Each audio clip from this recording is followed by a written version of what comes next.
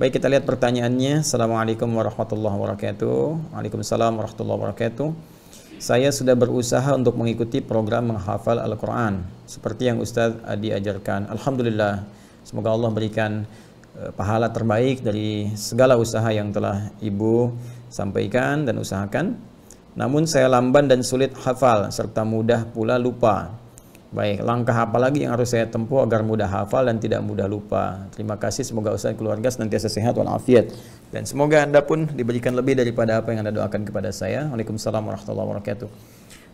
Sifat hafal dengan lupa itu fitrah kehidupan. Saya mau bicara tentang lupa dulu ya. Lupa itu dibagi dua. Ada lupa yang sifatnya anugerah, ya. Anugerah untuk meringankan beban kehidupan kita, atau dalam konteks ibadah tertentu bahkan untuk menambah pahala. Ya, nanti kita bahas. Yang kedua, ada lupa yang dicela. Jadi kalau yang pertama ini sifatnya disyukuri, madah, itu kan dipuji. Yang kedua, dzam, ya mazmum, sesuatu yang dicela, yaitu lupa yang diakibatkan karena perbuatan-perbuatan maksiat. Ya ingat, perbuatan maksiat itu akan berdampak pada, mohon izin sekali, jauhnya hubungan kita dengan Allah atau melupakannya pada nilai-nilai kebaikan. Ya karena itu orang-orang yang bermaksiat itu, mohon maaf, seringkali lupa waktu sholat. Orang-orang yang penuh banyak maksiat lupa untuk baca Al-Quran. Sehingga dari sifat lupa ini jadi jauh dari sholat, jauh dari Al-Quran, jauh dari nilai-nilai kebaikan menurut syariat Islam dan sebagainya. Nah, ini yang dibawa dari maksiat. Ya. Kemudian ada lupa yang dipuji yang pertama tadi. Lupa yang dipuji ini terbagi pada dua bagian. Pertama, takhfiful haya, untuk meringankan aspek kehidupan. Jadi misalnya kalau kita diberikan oleh Allah sifat lupa dalam beberapa hal yang kiranya bisa meringankan beban kita, maka itu harus disyukuri. Ya, kita bersyukur. Bayangkan kalau semua manusia ingat terus, wah barangkali, mohon maaf itu ya, bisa jadi terganggu nanti jalan pikirannya. Jadi kena penyakit tertentu yang memberikan beban berat. Anda ingat dari mulai lahir sampai sekarang, ingat semua kejadian, gak bisa tidur Anda. Ya, berat bebannya. Karena itu beberapa bagian tertentu diberikan anugerah lupa oleh Allah Subhanahu wa taala untuk memberikan keringanan dalam kehidupan kita. Dan sifat lupa ini Masya Allah dalam beberapa hal kadang-kadang disimpan di bagian terdalam di memori kita. Nanti saat dibutuhkan, nah beberapa perjuangan-perjuangan kita itu bisa muncul kembali. Kadang diingatkan oleh sebuah kejadian atau yang lainnya dan hikmah-hikmah tertentu. Ya, lupa dalam bahasa Arab disebut dengan nisyan. Bahkan ada keterangan dari Ibnu Abbas radhiyallahu taala anhuma yang dikutip oleh Ibnu Manzur dalam kitabnya Lisanul Arab ketika menerangkan tentang nama manusia insan.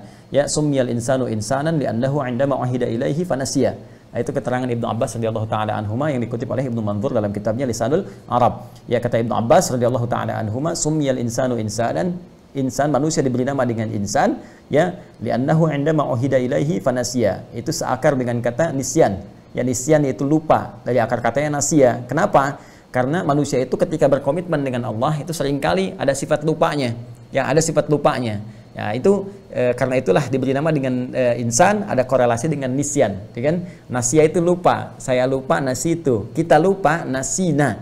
Maka dalam konteks kehidupan kita berdoa, Rabbana la tu'akhidna in nasina au akhtana. Ini jenis lupa yang pertama. Ya Allah, jangan biarkan kami ya Allah ketika kami lupa itu kami berbuat salah gitu. Dengan lupa kami salah. Nah, itu konteks yang tadi saya sampaikan dalam keterangan saya yang pertama. Ada lupa yang cenderung mengarah kepada maksiat. Ada lupa yang sifatnya anugerah yang tadi saya sampaikan, ya, untuk meringankan beban kehidupan. Atau yang kedua, menambah nilai pahala dalam konteks ibadah tertentu. Contohnya apa? Al-Quran. Ya, jadi ada kondisi tertentu yang orang ini nggak maksiat, ikhtiarnya banyak sekali, bahkan dia tahajud juga, dia puasa juga, dia meninggalkan maksiat. Tapi ketika menghafal Quran, kok kayaknya susah gitu. Ya, dalam tanda petik ya, padahal Allah katakan nggak ada yang susah. Tapi qadar Allah ditetapkan oleh Allah bagi orang ini misalnya nggak secepat yang lain. Orang lain misalnya dalam 10 menit hafal 1 halaman, orang ini sudah 1 jam belum hafal. Bahkan 10 jam masih terlambat-lambat. Ya, ada yang pindah lupa sebelumnya misalnya kan. Apa di antara hikmahnya? Ternyata di antara hikmahnya itu rahmat Allah Subhanahu wa taala, di antaranya untuk memberikan tambahan pahala kepadanya dengan mengulang apa yang telah dia tadi usahakan untuk dihafal. Jadi makanya menghafal Quran itu sering saya katakan bukan berapa banyak hafalan yang dikumpulkan, bukan berapa juz yang telah dihafalkan, tapi berapa banyak ikhtiar kita untuk menghadirkan Quran itu hadir dalam jiwa kita, ya, berdasarkan kemampuan usaha kita. Jadi yang dilihat oleh Allah, yang dinilai itu adalah ikhtiarnya, bukan berapa juz yang telah dihafalkan. Ya, kalau berapa juz yang telah kumpul itu yang menjadi pahala, rugi kita. rugi. Tapi betapa adilnya Allah memberikan ikhtiar manusia sebagai ukuran pemberian pahala kepadanya. Karena itu kalimat nabinya jelas mengatakan, ya, man qara'al Qur'ana, ya, man qara'a kitaballahi, siapa yang membacakan kitabullah subhanahu wa ta'ala, membacakan Al-Qur'an. Bahkan redaksinya tegas mengatakan man qara'a harfan min kitabillah. Ya, Nabi menyampaikan man qara'a harfan min kitabillahi, siapa yang membacakan satu huruf dari kitabullah, ya, falahu asyru hasanat, dia mendapatkan 10 kebaikan padanannya. Satu huruf sama dengan 10. Walam aqul alif lam mim harfun.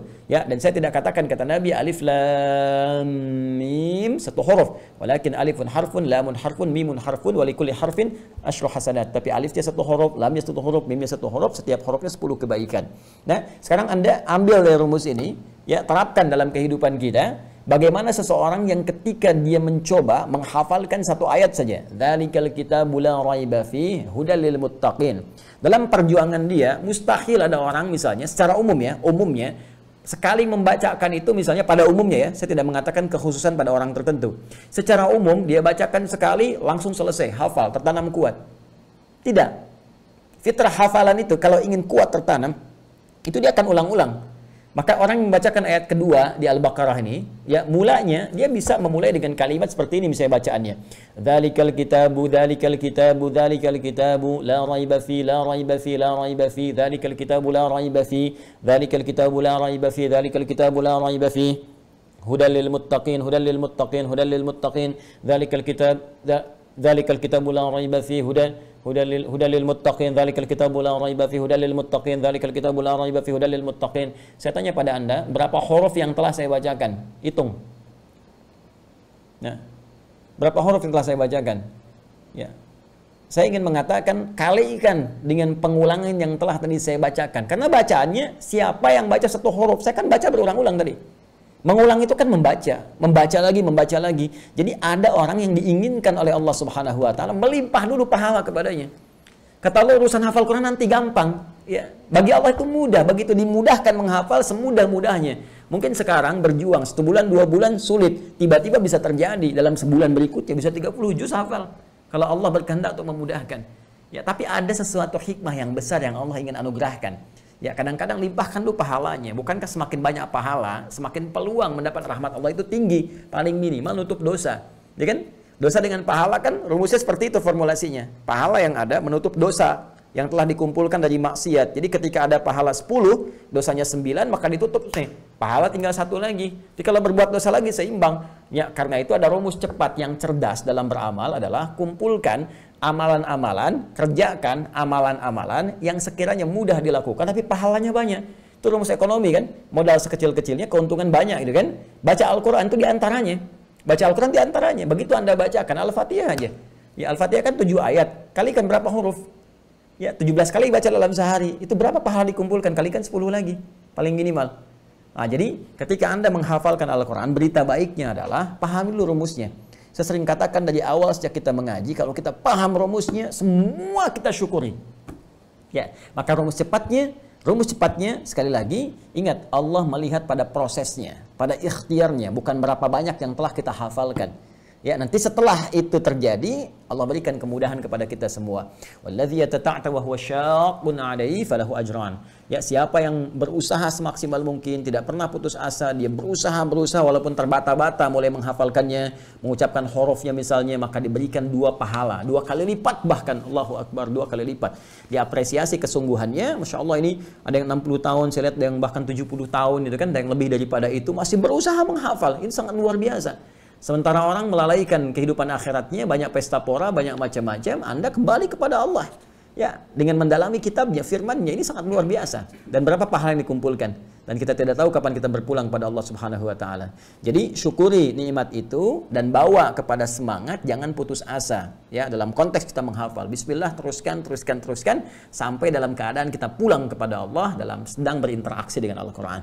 Wallahu taala a'lam bissawab.